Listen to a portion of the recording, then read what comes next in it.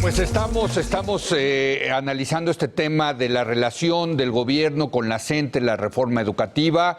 En fin, un tema muy, muy interesante. Yo sigo pensando que fue uno de los quizás momentos más lamentables de este sexenio, el haber cancelado la Constitución a través de un boletín de prensa. Pues sí, sigo pensando que no se vale. Un oso. Sí, por eso. La próxima pone ahí Oso. Pero a ver, ya, el oso. A ver, es que yo creo que aquí hay una nueva confusión. Los maestros de la coordinadora, de la CETEC, de quien sea, no van a tener la decisión, los pantalones, como les quieras llamar, para impedir elecciones. Tal vez no para impedir ciertas evaluaciones, pero el problema es que son muchas cosas muy distintas que estamos mezclando. Por ejemplo, lo que sucedió este fin de semana y el siguiente, si entiendo bien, es la evaluación de ingreso a puestos directivos, asesores pedagógicos, o no sé cómo se llama, y una tercera categoría que con tantos nombres yo ya me hago bolas, pero bueno. Es decir, estamos hablando de una cantidad, primero, muy pequeña, a la que aspiran bastantes pocos maestros. No es que sea una mala idea, es una buena idea, está muy bien hecho.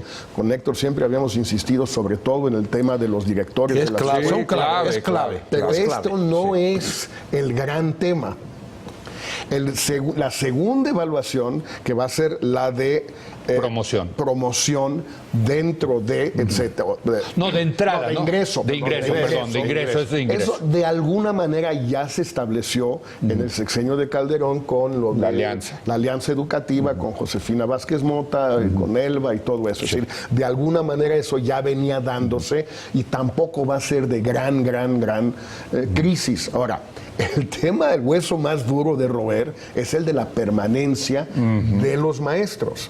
Y no solo la primera, que al final puede decir, pues la primera me va mal, no importa. La tercera y luego el despido o la rotación. La rotación, no hay despido. Bueno, entonces, son cosas muy distintas. En un caso puedes tener solo a las facciones más radicales de la coordinadora en uno o dos estados que la hagan de tos. Pero en otras puedes tener no solo a la coordinadora, sino a una buena parte del sindicato, que lo que dice Juan Díaz puede ser cierto para cierta evaluación en cierto momento con ciertas consecuencias, pero no para otras. Entonces, ahí es donde a mí sí se corre el riesgo de la contaminación, digamos. La contaminación y la falta de discusión y de ubicación, de debate en el país y de debate dirigido por el gobierno o inducido por el gobierno, alentado, de cuál es el papel relativo de la evaluación en la reforma educativa, en la que hay y en la que debe haber.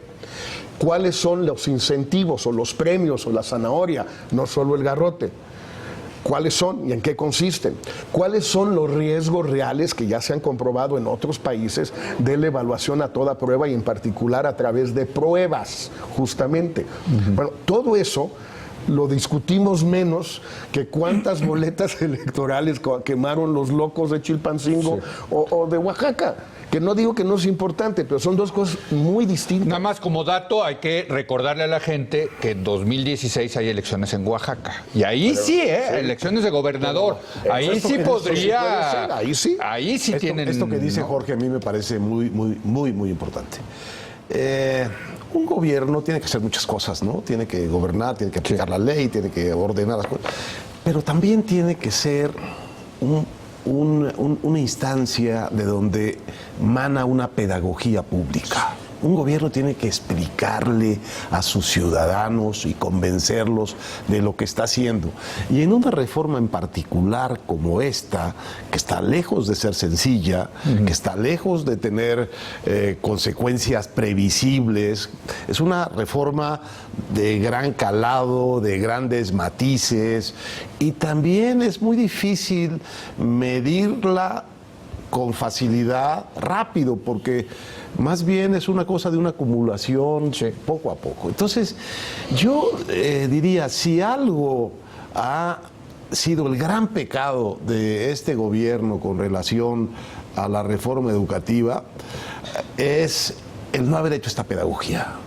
el que el secretario de Educación esté encerrado, despachando en Argentina y no dándole vuelta al país, explicándole a los padres, explicándole a los maestros, explicándole a las autoridades locales, a los gobernadores, a los secretarios locales, explicándole a los líderes sindicales de qué se trata el asunto. Los niños, y cuando sale regaña a los medios diciéndole que suspensión no es cancelación, de que están ofendiendo al presidente de la República. O sea, entonces tú te das cuenta de que esto es una omisión que hace muy poco atractiva la reforma, la hace medio misteriosa, se presta a muchísimas cosas, pero además es el desperdicio de una extraordinaria oportunidad política. Totalmente. Para un candidato, para un secretario, que como un candidato, que tenía que haberle dado ya la vuelta al país varias veces en servicio de la reforma educativa, que tiene que ser una especie de cruzada, siempre ha sido, hombre. Siempre. No la hacen. Los grandes momentos educativos de México han tenido el aire de una cruzada, ¿no? Y este parece un asunto que está atrapado entre el pleito de la CENTE y el pleito de Gobernación y el secretario de Educación. Pues la verdad es darle muy poco rango a la reforma. Bueno, ¿y sabes quién sí está haciendo eso? Juan Díaz, por cierto.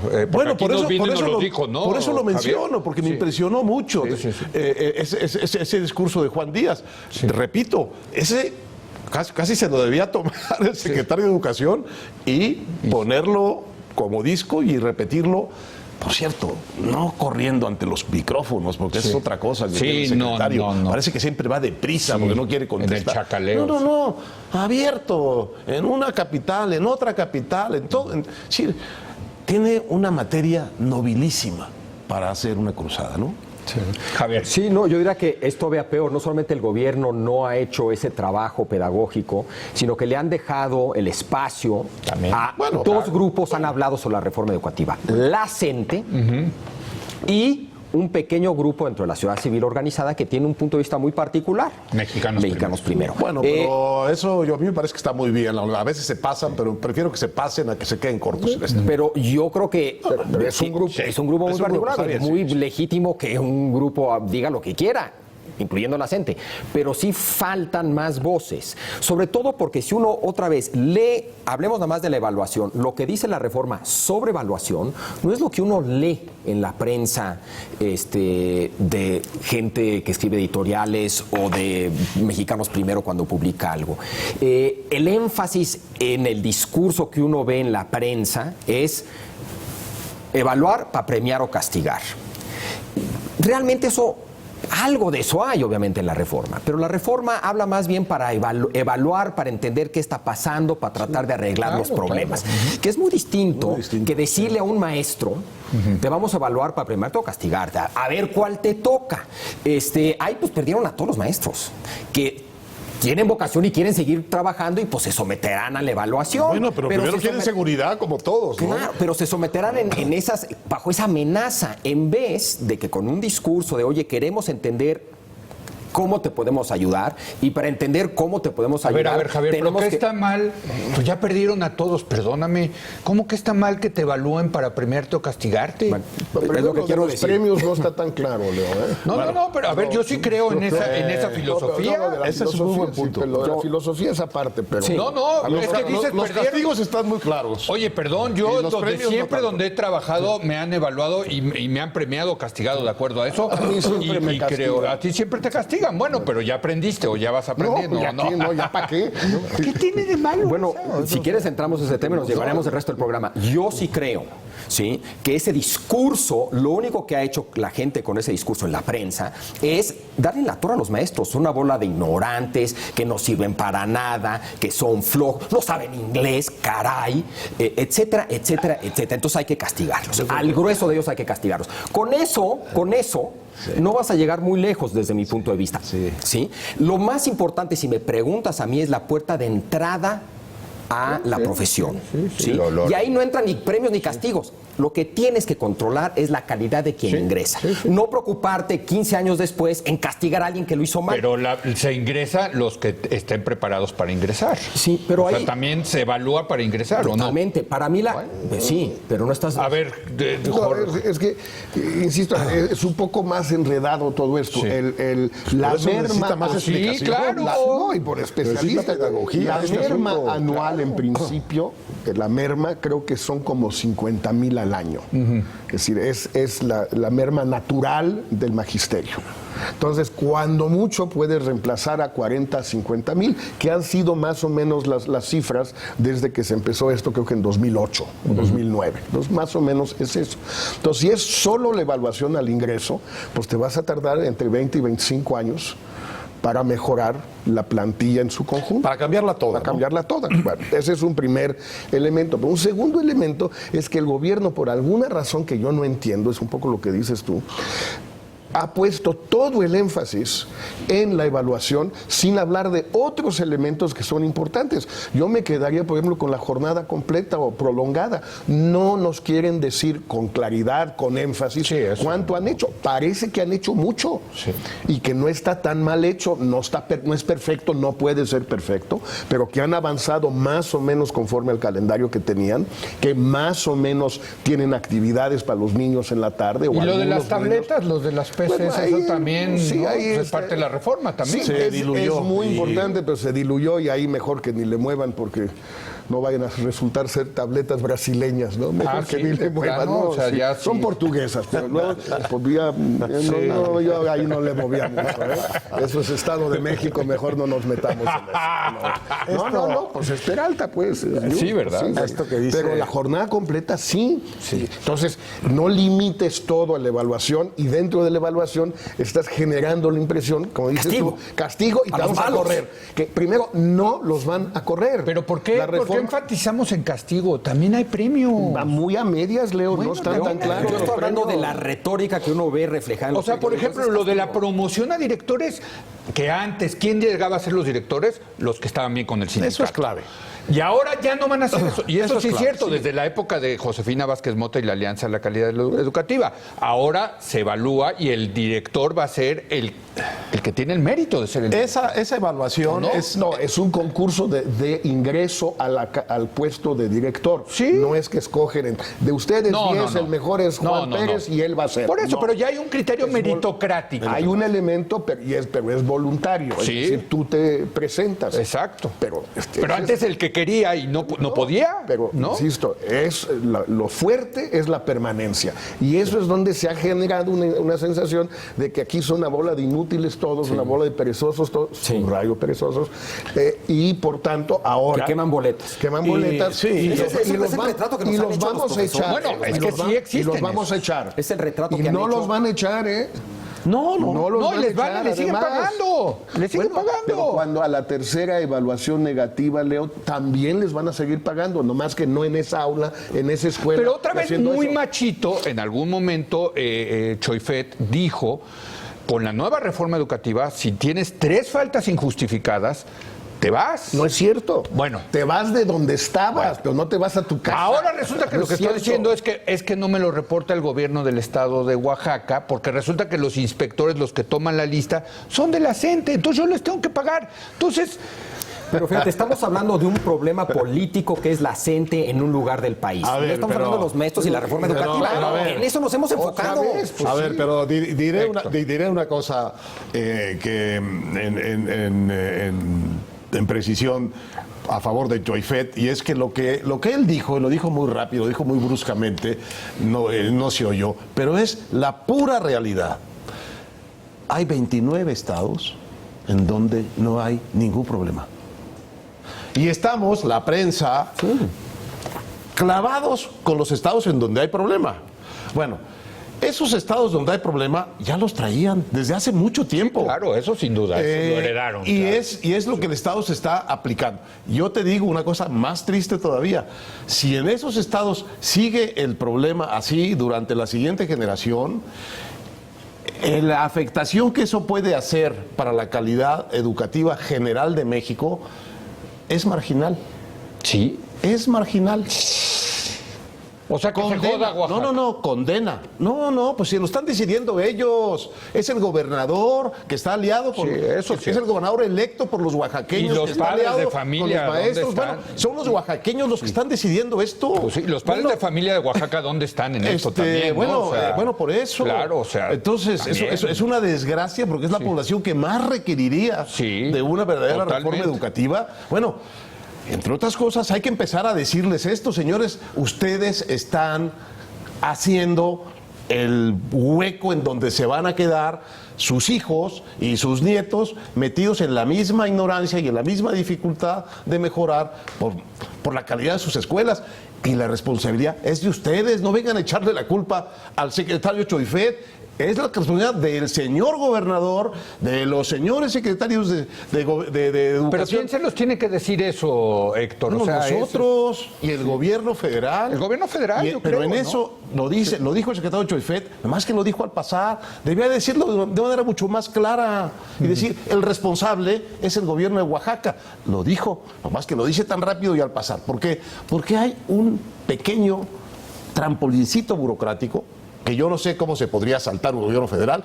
Alguien dirá, con voluntad política te lo puedes saltar muy fácilmente. Volvemos a la voluntad. Y es que, en efecto, en el mal arreglo de la descentralización educativa, quedó en manos del gobernador, del patrón local sustituto, decir si el señor asiste o no asiste. Ahora, ¿qué clase de patrón sustituto que dice que asisten cuando ostensiblemente nosotros vemos que no asisten? Pero es un mentiroso. No, pero perdón, otra vez aquí el gobierno subió las expectativas porque nos dijo el año pasado, a partir de este año el que va a pagar soy yo, el gobierno federal. ¿Es verdad? Pues sí, pero ¿y de qué sirve que pague el gobierno federal? Si no sabe quién va y quién no pues va, sí, pues no, ¿de qué sirve? O sea, lo único que hicieron es trajeron la nómina acá pero a ver, y les expiden el mismo cheque. Pero tienes que contar con que el gobernador, que es el patrón sustituto, no dice mentiras. Pues sí, pero a la hora de pasar sirvió? la nómina, Ver, bueno, el gobernador sí dice mentiras. ¿Para qué sirvió la centralización de la nómina entonces? ¿Para qué? Para por lo menos reducir la doble negociación. A ver. Tiene cierta lógica, también tiene se han ahorrado traer los 5,000 millones de pesos en el primer mes y como 16,000 en el segundo. De que han descubierto de plazas falsas. No, pero luego ya vinieron y negociaron y ya se las dieron. En Oaxaca este mes. Vamos a ver el siguiente. Javier. Sí, y otra vez, yo creo que el problema que tenemos en el país, no en Oaxaca, en el país no es que ningún maestro va a las escuelas a dar clases y faltan todos y todos están marchándose en el DF. Otra vez, este discurso, que es el que escuchamos una y otra vez, tiene que ver con un problema político en un estado. No es el problema de la educación en México. Así y la razón por la cual en México tenemos una mala calidad de educación no es que los maestros falten, no es que los maestros estén en la militancia política en la capital. Y eso hay que reconocerlo. Pero entonces, a ver, o sea, creo que está bien esto de separar el tema educativo nacional del problema político de Oaxaca, heredado de hace muchos gobiernos, que lo único que han tenido es el incentivo de patearlo hacia adelante. ¿No? O sea, y yo diría del problema del sindicato. Y que se joda Oaxaca, ahí sí, O pero sea, esa es decisión de los oaxaqueños. Por eso, sí. Pero entonces, tenemos, yo creo que debatir las dos cosas por separado. Sí.